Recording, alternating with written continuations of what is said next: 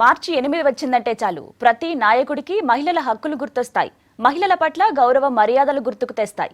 ఏడాదికి ఒకసారి పండుగలా వచ్చే మహిళా దినోత్సవం నిజంగా ఏం చెబుతోంది? ఏ లక్ష్యాల్ని నిర్దేశిస్తోంది? భారతీయ మహిళ కోరుకుంటుందేంటి? అసలు సమాజంలో మహిళ ఎక్కడుంది? Watch the story.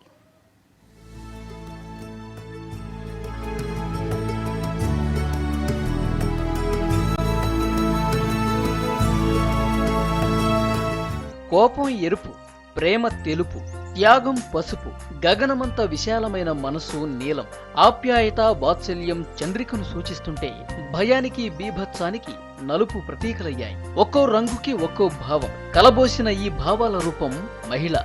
అందుకే మహిళ ఓ ప్రపంచం, ప్రతిరూపానికి పర్యాయపదం.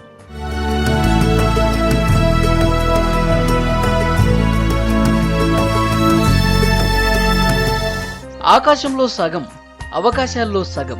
ఇప్పుడు ఇది కానే కాదు ఆమెకు హద్దు. సరిహద్దులు లేని విజయోత్సవ ఆవిష్కరణ ఆమె. విశ్వ గమనానికి కొత్త ఒరవడి ఆమె.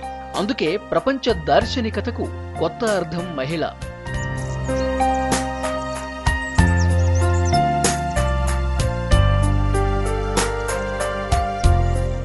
ఒక బంతిని నేలకేసి కొడితే తిరిగి అదే స్పీడ్తో పైకెగురుతుంది. సరిగ్గా అలాంటిదే మహిళా విప్లవం కూడా. సమాజం దృష్టిలో చీదరించబడి ఆడదంటే కేవలం పిల్లలు కనే ఒక యంత్రంగా చూసే దుర్మార్గపు వ్యవస్థ నుంచి విముక్తి కోరుకుంది. అనాగరిక కట్టుబాట్ల మధ్య నరకయాతన అనుభవించిన మహిళ స్వేచ్ఛా సమానత్వం కోసం నడుం బిగించింది.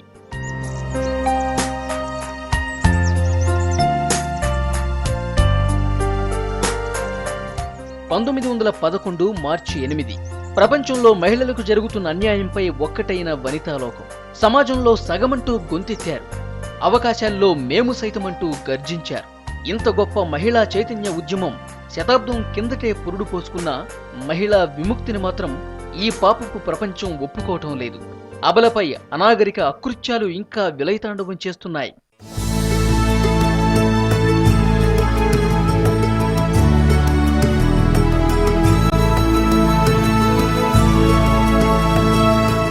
ఇప్పుడు కాలం మారింది. మహిళలు కూడా మగాళ్లతో పోటీ పడుతున్నారు. అన్ని రంగాలు మహిళలకు దాసోహమవుతున్నాయి. ఇది ప్రభుత్వ ఘనత ఏమాత్రం కాదని వారి వాదన. మహిళలకు చట్టసభల్లో అవకాశం కోసం పెట్టిన బిల్లును చిత్తు కాగితంతో పోల్చినప్పుడే మహిళల పట్ల ప్రభుత్వానికి ఉన్న చిత్తశుద్ధి బయటపడిందంటున్నారు.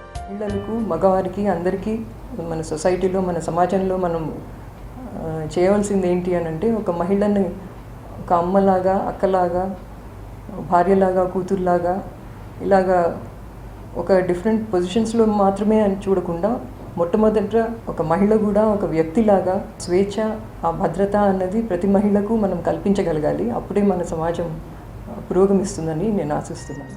మహిళా దినోత్సవం అనే మాట గర్వంగా చెప్పుకునే రోజు రావాలంటే ప్రభుత్వ విధానంలో మార్పు రావాలి. పాలకులు చిత్తశుద్ధితో పనిచేయాలని ప్రతి మహిళ కోరుకుంటోంది. మహిళలను కేవలం ఓటర్లుగానే చూడకుండా మనలో సగం అన్న భావనతో పాలించాలి. అప్పుడే దేశంలో మహిళలకు సంపూర్ణ స్వాతంత్రం వస్తుంది.